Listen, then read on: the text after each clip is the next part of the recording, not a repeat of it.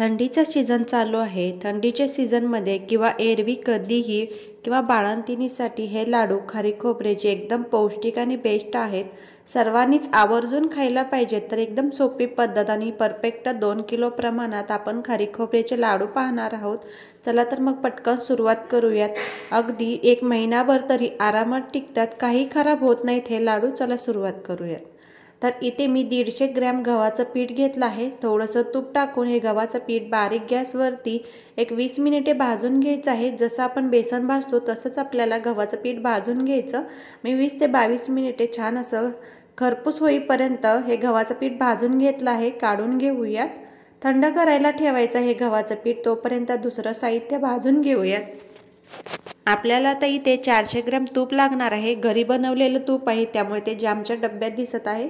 तर इथे मी डिंक घेतला आहे, 100 ग्रॅम डिंक घेतला आहे, 50 ग्रॅम जवस, 2 चमचे बडीशेप, 100 ग्रॅम काजू बदाम कट करून घेतलेले, 30 ग्रॅम तीळ, 20 ग्रॅम खसखस घेतली आहे, खारीक अर्धा किलो आणि खोबरं आहे ते पाव किलो घेतलं आहे। तर खारीक आणि खोबरं, खारकीच्या बिया काढून दोन्ही वेगवेगळं आपल्याला बारीक मिक्सरला वाटून घ्यायचं आहे। अगदीच बारीक नाही, थोडंसं जाडसर ठेवायचं, शेंगदाण्याचं कूट ठेवतो तसं। आता इथे आपल्याला पॅनमध्ये तूप टाकायचं आणि डिंक छान असा तळून घ्यायचा आहे। तुपामध्येच तळून घ्यायचा। डिंक टाकल्यामुळे लाडू एकदम खमंग आणि खुसखुशीत होतात, चवीला पण छान लागतात आणि पौष्टिक पण होतात। तुपामध्ये आता सगळा डिंक मी तळून घेतलाय, काढून घेऊयात। अशाच पद्धतीने आपल्याला सर्व साहित्य एक एक करून भाजून घ्यायचं आहे। डिंक कुठेही कच्चा ठेवायचा नाही, नाहीतर खाताना तो कचकच लागू शकतो। तर इथे मी जवस आणि तीळ दोन्ही एकत्र करून भाजून घेत आहे। जवस घातल्यामुळे आपले लाडू पौष्टिक होतात, खाताना अजिबात चव बदलत नाही, मस्त खमंग लागतात। जवस आणि तीळ पण मी भाजून घेतलंय। अगदीच खमंग भाजायचं नाही, ते वरती जवस उडतं, त्यामुळे असं थोडंसं झाकण ठेवायचं आणि अधूनमधून असं हलवत भाजून घ्यायचं।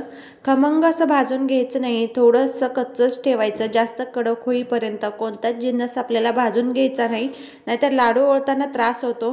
त्यामुळे थोडंसं हलकंसं भाजून घ्यायचं। काजू बदाम कट करून घेतले आहेत, ते पण आपण भाजून घेऊयात। तुपावरती सगळं भाजून घ्यायचं आहे। काजू बदाम भाजतानाच खसखस भाजायची, कारण हे आपल्याला मिक्सरला बारीक करायचं नाही, यामध्येच भाजून घ्यायचं। अगदी 2 मिनिटे परतून घ्यायचं। आता जे खोबरं आहे ते पण तूप न टाकता भाजून घेऊयात। खोबरं अगदी 2 मिनिटेच परतून घ्यायचं, जास्त लालसर होऊपर्यंत परतायचं नाही। त्यातील फक्त थोडासा कच्चेपणा गेला पाहिजे इथपर्यंतच आपल्याला परतून घ्यायचं। जास्त कोरडं होईपर्यंत भाजलं तर लाडू बनवता येणार नाहीत। खारीक पण असंच करायचं, अगदी 2 मिनिटे परतून घ्यायचं। जितकी तुम्ही काळी खारीक घ्याल तितकी ओलसर असते आणि गोडीला छान असते। मी थोडीशी पिवळसर घेतले, पण तुम्हाला भेटली तर थोडी काळपट कलरची खारीक घ्या। तर यानंतर आपल्याला थोडंसं शेंगदाण्याचं कूट भाजून घ्यायचं। अगदी मी अर्धी वाटी शेंगदाण्याचं कूट घेतलंय। परत मी पॅनमध्ये थोडंसं तूप टाकून घेतलं। 600 ग्रॅम मी गूळ घेतला आहे। गोडी तुम्ही तुमच्या आवडीप्रमाणे कमी जास्त करू शकता। 600 ग्रॅम गूळ बरोबर होतो, अगदी लाडू गोड पण होत नाहीत किंवा सपक पण होत नाहीत। तुपामध्ये संपूर्ण गूळ आपल्याला विरघळून घ्यायचा। गूळ विरघळतोय तोपर्यंत सर्व जिन्नस आपण एकत्र करून घेऊयात।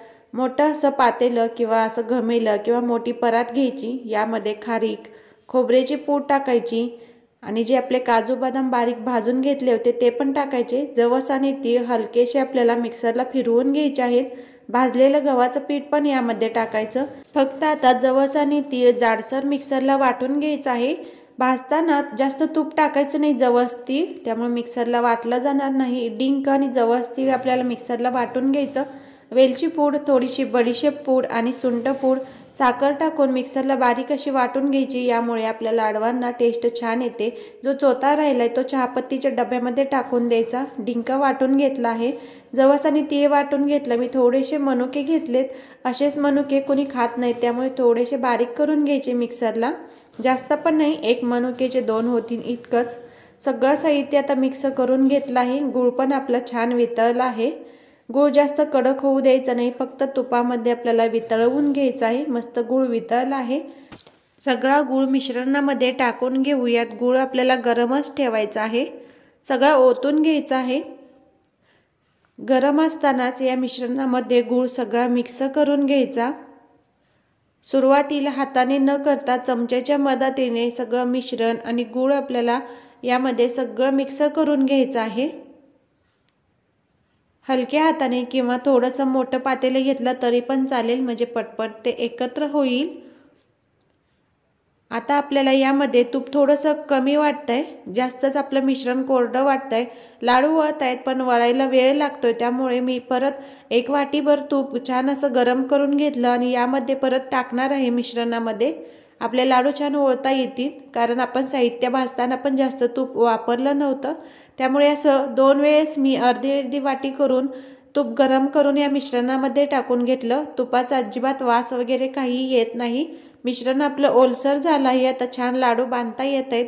सुरुवातीपासून आत्तापर्यंत एवढ्या साहित्यामध्ये मी 400 ग्रॅम तूप वापरलं। तूप तुम्हाला कमी किंवा जास्त लागू शकतं, पण तुपामुळे अगदी पौष्टिक लाडू तयार होतात।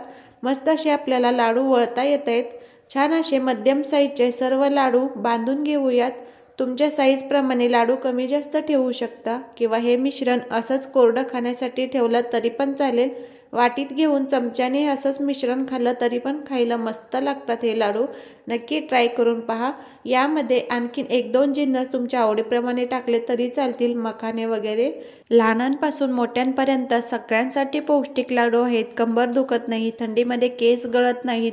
एकदा नक्की ट्राय करून पहा। महिनाभर आरामात टिकतात किंवा 2-3 महिने सुद्धा ह्या लाडूला काहीच होत नाही, पण इतके दिवस आपल्या घरात राहणारच नाहीत, इतके पौष्टिक हे लाडू होतात। सगळे लाडू मी वळून घेतले, मध्यम साईजचे बनवले आहेत। तर मी वजन करून दाखवते, अगदी परफेक्ट 2 किलो प्रमाणात हे लाडू तयार होतात। तुम्ही साहित्य कमी जास्त प्रमाणात घेऊ शकता।